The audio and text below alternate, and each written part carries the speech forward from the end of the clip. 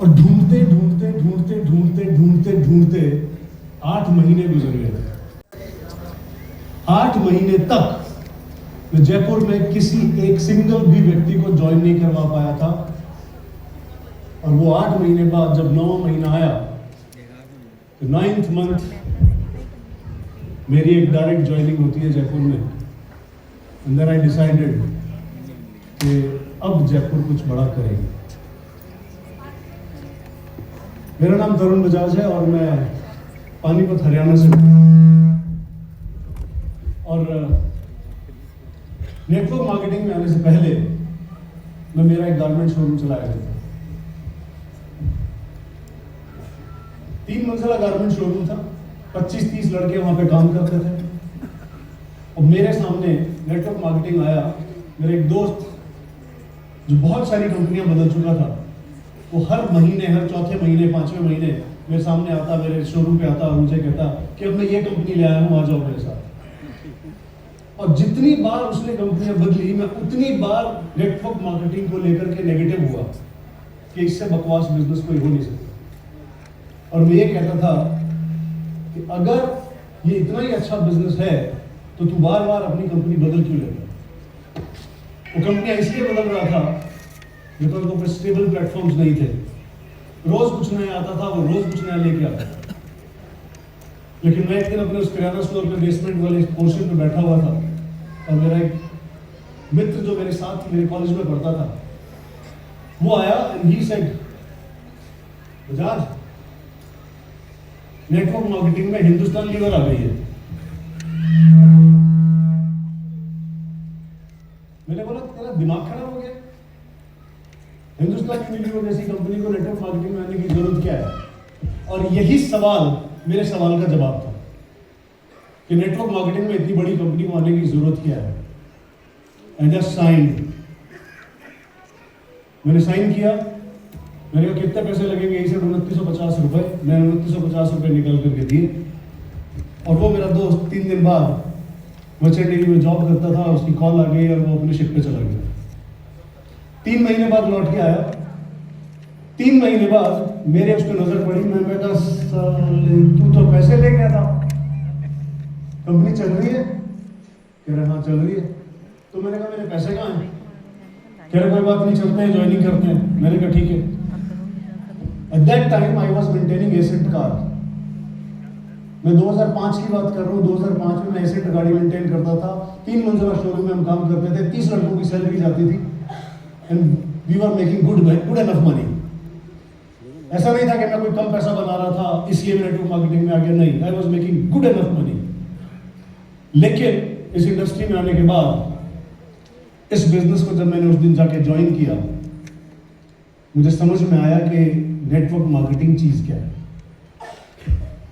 जैसे स्टूडेंट जी भी बता रही थी कि उनके हाथ में विदेश यात्रा की कोई लाइन नहीं थी।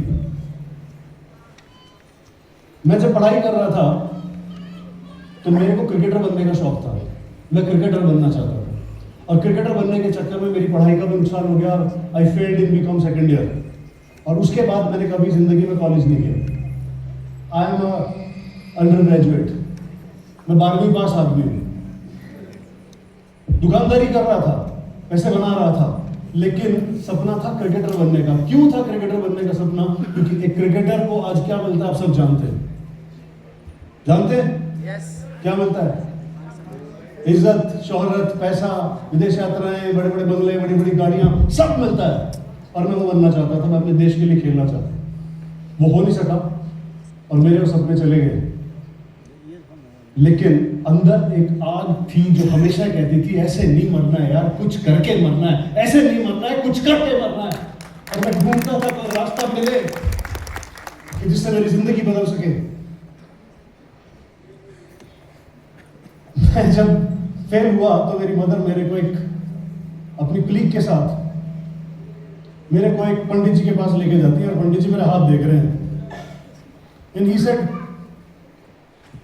बहन जी यूं लग गया, यूं छोरा तो पढ़ाई में डूबेगा। मेरी आंटी के साथ गई थी, कहते हैं पंडित जी डूबेगा नहीं, इसने तो डूब दिया। आप हंस रहे हो? मेरी माँ रो रही थी।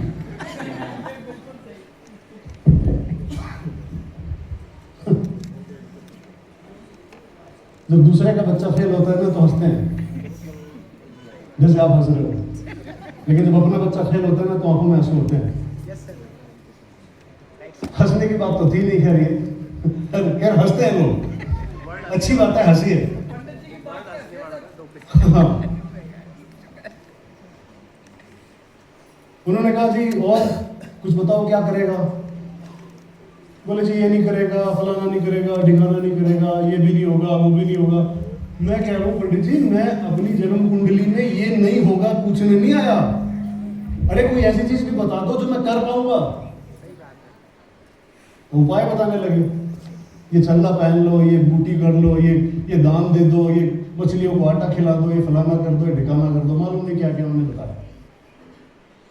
मेरी माँ ने पूछा, बोलती है इसके अंकल दुबई रहते हैं, इसको वहां भेज दें, वहां कुछ नौकरी वोकरी कर लेगा उनके पास। बोलते हैं इसके हाथ में विदेश जाने की यात्रा कर रहे, वो योगी नहीं है, भेजोगे कहां से। जब ये बिजनेस में मैं उस बिजनेस में मैंने जब बिजनेस चालू किया तो मेरा पहले महीने इनकम चेक आ गया 0, दूसरे महीने का इनकम चेक था 0, तीसरे महीने का इनकम चेक था 0, चौथे महीने का इनकम चेक था 0, पांचवें महीने मेरा पहला इनकम चेक आया था, वो था 145 रुपए, 147 रुपीज, 147 रुपए। मेरे को दुनिया पागल कह रही थी, लोग कह रहे थे पागल है, दिमाग खराब हो गया इसका साले का, इसमें ये फेल ही इसीलिए हुआ है। 147 रुपए का चेक देख के खुश हो रहा है। मेरे माता पिता भी यही बोल रहे थे, तो पागल है क्या यार, 147 रुपए। एक छोटी सी शर्ट या एक ट्राउजर बेचते हैं, उसमें 100, 150, 200 रुपए बच जाते हैं। तो क्या 5 महीने बाद 147 रुपए का चेक लेके खुश हो रहा है। और मैं इसलिए खुश हो रहा था कि अगर 147 आए ना तो एक दिन 1470 रुपए जरूर आएंगे। और मैं काम कर रहा था 1470 रुपए के लिए, और 3-4 महीने बाद 1470 रुपए का इनकम चेक आया था। और 1470 का इनकम देख के मैं और खुश हो रहा था, और मुझे लोग और बड़ा पागल कह रहे थे। बोले यार 8 महीने हो गए और 1470 रुपए का इनकम चेक आया है तेरा, क्या फायदा, क्या बिजनेस है, क्या बकवास काम है ये। मैंने कहा था कि अगर 1470 आए हैं ना तो 14,700 भी जरूर आएंगे। और मैं 14,700 के लिए काम कर रहा था, और वो देख रहे थे, वो अपना उस दिन के लिए कमा रहे थे, और मैं अपने भविष्य को खड़ा कर रहा था कि मैं भविष्य में आराम से बैठूंगा और पैसा कमाने के लिए पैसा कमाने के लिए पैसा करना चाहिए। 14,700 का इनकम चेक भी आया। और जब 14,700 का इनकम चेक आया तो लोग कह रहे थे क्या ही है 14,700, इतनी तो मेरी महीने की सैलरी आती है, इसका 1.5 साल के बाद 14,700 का चेक आया। लोग मुझे और बड़ा पागल कह रहे थे, और मैं कह रहा था अगर 14,700 आए तो 1,47,000 भी जरूर आएंगे।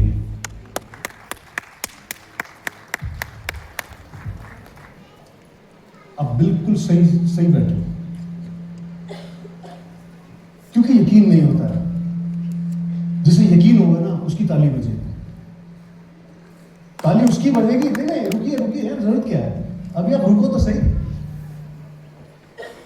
मैं भी ऐसे सेमिनार में जाकर के कहीं पीछे बैठा हुआ था एक दिन, और मैं जब किसी को सुन रहा था कि इसका चेक आया 1,47,000 रुपए का, मैं जोर जोर से तालियां बजाता था, और मैं इस बिलीफ के साथ तालियां बजाता था कि मेरा एक दिन जरूर आएगा।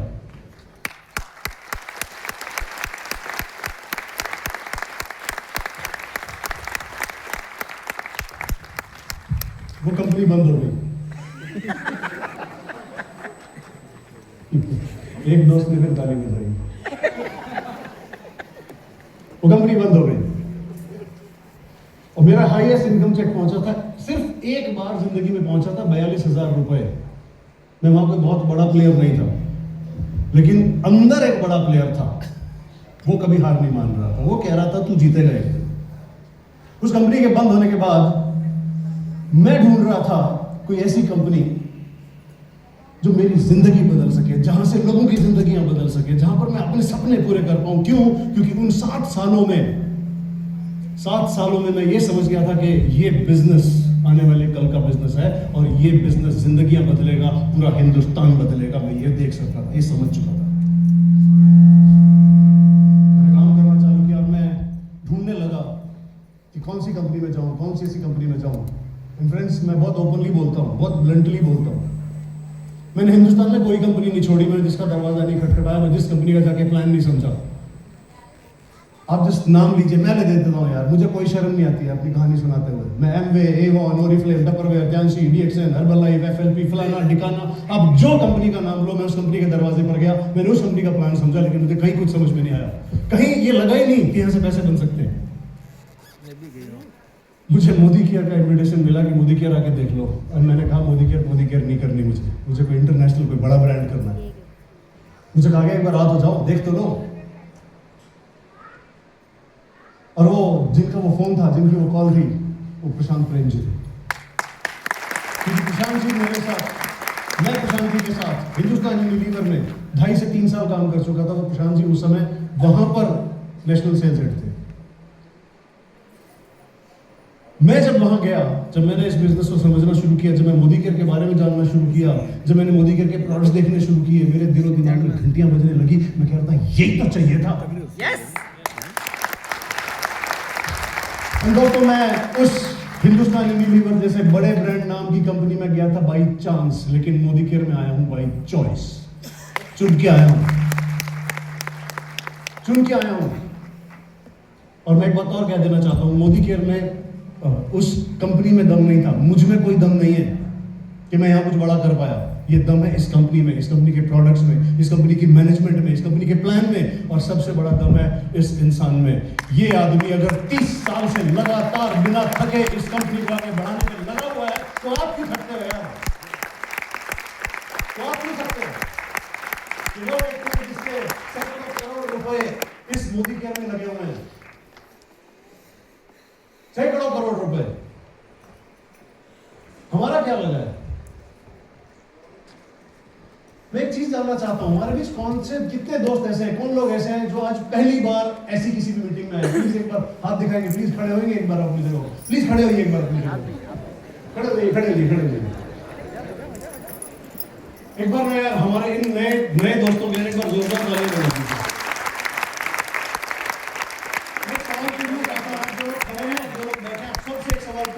एक सवाल पूछना चाहता हूं, बैठिए प्लीज। मुझे एक सवाल का जवाब दीजिए, आपके पास इससे कोई आसान रास्ता हो कि आप घर का 1 महीने का राशन खरीद के एक करोड़ों रुपए की कंपनी के बिजनेस पार्टनर बन सकते हो, और उस कंपनी के पार्टनर बन के करोड़ों रुपए कमा सकते हो? ऐसा कोई और रास्ता है आपके पास? अगर नहीं है तो फिर मोदी केयर को पूरे दिलो दिमाग से, पूरे जुनून से क्यों नहीं करते? अगर कोई और रास्ता ही नहीं, इससे आसान अगर कोई रास्ता ही नहीं है, तो क्यों नहीं करते? और क्यों नहीं करना चाहिए, मुझे जवाब दीजिए। दोस्तों, मोदी केयर में आया, मेरे पहले महीने का चेक था लगभग 11,000 रुपए। घर में बवाल मच गया था 7 साल बाद। और आपको वो कहानी बताना भूल गया मैं, कि जब मैंने नेटवर्क मार्केटिंग में काम करने का डिसीजन लिया था, तो मुझे एक बात बोली गई थी कि या तो घर छोड़ दे, ये कंपनी छोड़ दे। मैंने घर छोड़ दिया। मैं बिना पैसे, बिना अपनी गाड़ी लिए, अपने घर में वो गाड़ी की चाबी टांग के 40,000 रुपए लोन लेके पहली बाइक खरीदी थी मैंने, होंडा शाइन, और उस पर मैंने अपना बिजनेस चालू किया था। घर से एक पैसे की भी सपोर्ट नहीं थी, 1 रुपए की भी इनकम नहीं थी। मैं अपने पिछले सारे जहाज फूंक के आया था कि नहीं, इस इंडस्ट्री में कामयाब होना है और यहां जिंदगी बदलेगी, यहां मैं करोड़पति हो सकता हूं, वहां मेरी जिंदगी चल सकती है, मुझे दाल रोटी के लिए कभी नहीं मरना पड़ेगा। लेकिन यहां अगर कुछ महीने दाल रोटी के लिए भी मरना पड़ा तो मैं मरने के लिए तैयार हूं, लेकिन यहां से मैं करोड़पति बन के आऊं।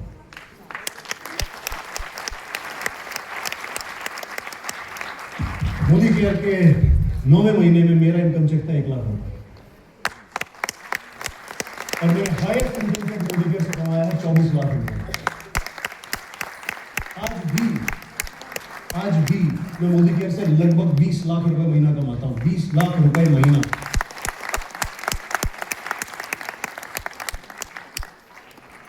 आपको चाहिए? यस। किस किस को चाहिए? 20 लाख, 10 लाख महीना चाहिए? बिल्कुल कान खोल के सुन रहे हो सब लोग, दिमाग खोल के सुन रहे हो? हाँ, एकदम सही जगह पर आए हो। जिसने आज आपको बुलाया है, जो भी आपका अपलाइन है, जो भी आपका सीनियर है, जिसने भी आज आपको इनवाइट किया है ना, उसको एक बार थैंक यू अपनी तालियों में बोल दीजिए पहले।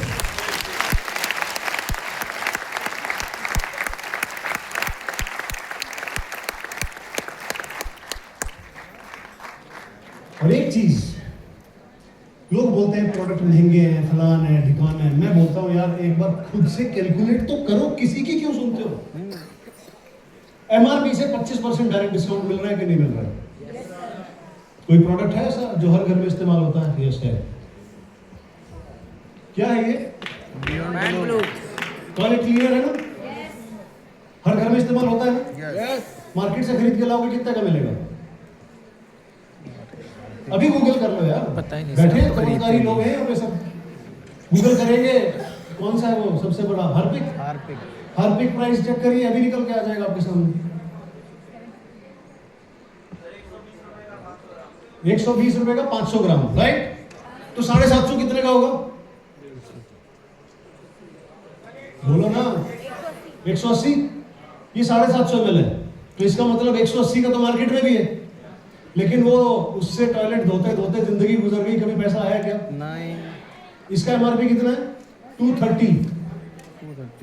बीपी कितना है? 173। फिर भी समझ में नहीं आई ना स्टोरी। मार्केट से सस्ता प्रोडक्ट पड़ रहा है और अभी तो मैंने लॉयल्टी कैलकुलेट नहीं करी है। ये एक 230 रुपए का प्रोडक्ट 115 रुपए का पड़ता है अपने को, 115 रुपए का। फिर भी उसके सुनने जो महंगा है, दुकान है, ढिकान है, उसको मालूम ही नहीं है बिजनेस क्या है। जिसको कुछ नहीं मालूम उसकी बात सुन के आ जाते हैं, और जो यहाँ पे करोड़ों रुपए महीना कमा रहा है उसकी बात सुन के हम अनसुनी कर देते हैं, कान से निकल जाती है हमारे। आज ऊपर वाला मेहरबान है आप सब पे, आपको यहाँ भेजा है उसने। मैंने भी मेरे गेस्ट को बुलाया था, आया नहीं। किस्मत उसकी मर्जी के बिना नहीं होता है ना। आप अपनी मर्जी से नहीं आए हो आज यहाँ पर, आज आप उसकी मर्जी से यहाँ पर बैठे हो, और वो चाहता है कि आप करोड़पति बन के उठो यहाँ से आज।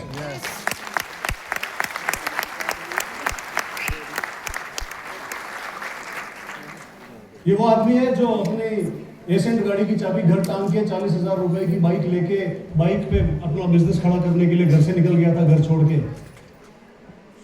आज मैं करीबन 13 करोड़ के घर में रहता हूं। आज मैं इस इंडस्ट्री से 7 गाड़ियां ले चुका हूं। मोदी केयर लेने के बाद मोदी केयर से मैंने पहली गाड़ी ली थी इकोस्पोर्ट, दूसरी ली थी फिएट लीनिया, तीसरी ली जीप कंपास, चौथी ली रेंज रोवर वेलार, 5वीं ली वेंटो, 6ठी ली थार। बाहर खड़ी है। मेरे को कुछ दोस्तों ने कहा सर थार चला के देखनी है थोड़ी। मैंने कहा ठीक है, इस बार थार पे आ जाएंगे। इस मोदी केयर से 6 गाड़ियां ले चुका हूं, करीबन 16-17 कंट्री घूम चुका हूं। आज बच्चे मजे में हैं। ये बिजनेस ट्रांसफरेबल है, generation to generation to generation to generation income चलती है। जब मैं मोदी केयर में टॉप टाइटल में पहुंच गया था तो मैंने एक आईडी और लगाई मेरी मदर की, और आईडी पे काम करना चालू कर दिया। जैसे ही मेरा बेटा 18 साल का हुआ, वो आईडी मैंने उसके नाम ट्रांसफर कर दी, यानी कि एक दादी ने अपने पोते के नाम वो आईडी ट्रांसफर कर दी। आज मेरा बेटा करीबन 2.25 लाख रुपए महीना उसकी अकाउंट में चले जाते हैं हर महीने। मुंबई रहता है, फिल्में करने का शौक है उसको, फिल्म स्टार बनना है। 2-3 छोटी छोटी वर्टिकल सिनेमा की सीरीज कर चुका है, 1-2 बढ़िया फिल्में भी कर चुका है। अपनी जिंदगी आराम से जी, मस्त जिंदगी जी। क्या मेरी वो जिंदगी जिसे मैं बहुत मस्त जिंदगी बता रहा था, जिसे मैं कह रहा था कि 3 मंजिला शोरूम है, 30 लड़के काम करते थे, सैलरी बढ़ती थी, 3-4 लाख रुपए महीना कमा रहे थे, क्या वो इनफ था? क्या वो जिंदगी बढ़िया थी या ये जिंदगी बढ़िया है? ये जिंदगी बढ़िया। मैं जब भी आता हूँ हर बार मुझे बोलते हैं पता नहीं सर क्या खाते हो, कौन सी क्या टॉनिक इस्तेमाल कर रहे हो, क्या कर रहे हो, आप यंग पे यंग हुए जा रहे हो। अभी कॉम्प्लीमेंट दिया इन्होंने, फिर बैठे भैया कुछ जी बोले यार क्या कर रहे हो आप? सच में बोल रहा हूँ, मैं ऐसा नहीं दिख रहा। मैं जब अपने बिजनेस में था तो मैं आज से ज्यादा बूढ़ा दिखता था।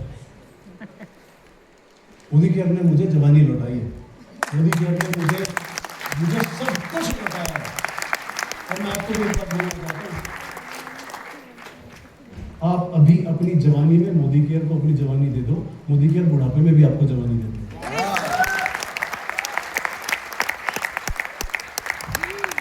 मैं 52 साल का हो गया, 52 इयर्स। मोदी केयर में मुझे 13 साल हो चुके हैं। अब पूरी जिंदगी मोदी केयर के साथ रहूंगा। आज सोच करके देखिए, ये गाड़ियां, ये बंगले, ये सब कुछ जो मुझे मिला है, क्या आपको नहीं मिल सकता? मिल सकता है कि नहीं मिल सकता? यस सर, आप ले सकोगे कि नहीं ले सकोगे? यस, किस किस के दिल में आ रहा है कि मैं ले सकूंगा और मैं ले लूंगा? ले ले ले सर। आप जब यहाँ आएंगे ना तो आपको ऐसा हर बार महसूस होगा, हर बार ऐसा लगेगा कि मैं ले लूंगा, मैं कर लूंगा। लेकिन जब आप घर जाएंगे ना, उसी माहौल में जाएंगे, उन्हीं लोगों के बीच में बैठेंगे जो आपकी बात नहीं सुनते हैं ना, तो आपको लगेगा मैं गलत जगह आ गया हूँ, मुझे नहीं करना चाहिए, मैं नहीं कर पाऊंगा। तो एक काम कीजिएगा, जिस दिन आपको लगे कि यार पता नहीं मुझसे होगा कि नहीं होगा, उसी दिन किसी न किसी सेमिनार में पहुंच जाइएगा, इंतजार मत करिएगा। और अगर आप ये करते चले गए, जब भी आपको ये लगे कि मुझसे पता नहीं होगा कि नहीं होगा, उसी दिन किसी ना किसी बड़े सेमिनार में पहुंच जाइए, आपको महसूस हो जाएगा आप कर सकते हो। और ये एहसास लेकर के, सिर्फ इसी एक एहसास के साथ काम करते रहिएगा। मैं आपको लिख करके दे सकता हूँ, गारंटी दे सकता हूँ, पूरे कागज पे आप मुझसे सिग्नेचर करवा लीजिए, आप कर जाओगे। मुझे नहीं मालूम है, आप सब लीडर्स, ये सब लीडर्स आज भी मुझसे लोग पूछते हैं, इतना पैसा बनाते हो फिर भी क्यों काम करने जाते हो? मैंने कहा मैं काम करने जाता हूँ, ये काम है, ये काम है।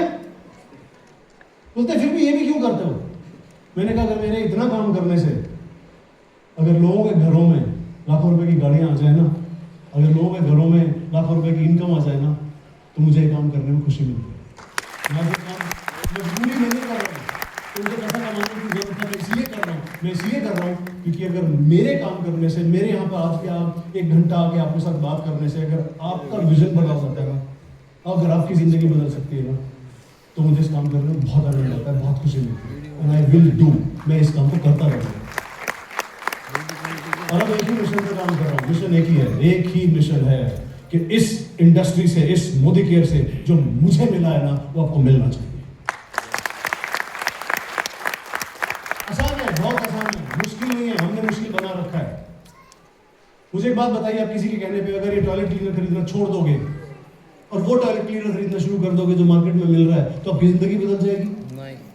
तो किसी के कहने से, अगर कोई हमारे कहने से शुरू नहीं करता, तो हम किसी के कहने से छोड़ क्यों देंगे? बताओ ना यार, बताओ ना। अगर कोई हमारे कहने से शुरू नहीं करता, तो हम किसी के कहने से छोड़ क्यों दें? हमने दिमाग नहीं है, हमारे दिमाग का बटन किसी और के पास है। बोलिए ना, सोचिए जरा, क्या ये कंपनी पागल है? क्या समीर सर पागल है? क्यों 30 सालों से इस कंपनी को बिल्ड करने पे लगे पड़े हैं? हर रोज कोई नए प्रोडक्ट लॉन्च हो रहे हैं। अगर ये कंपनी नहीं चलती ना, अगर ये बिजनेस नहीं चलते ना, तो ये रोज नए लॉन्चेस नहीं होते।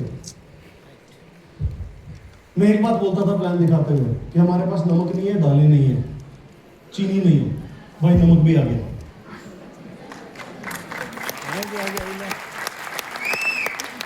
चावल ऑलरेडी है, और मैं लिख करके दे रहा हूं आपको, कोई दिन ऐसा आएगा मैं बोलता था आटा नहीं है, दालें नहीं है, नमक नहीं है, चीनी नहीं है, किसी दिन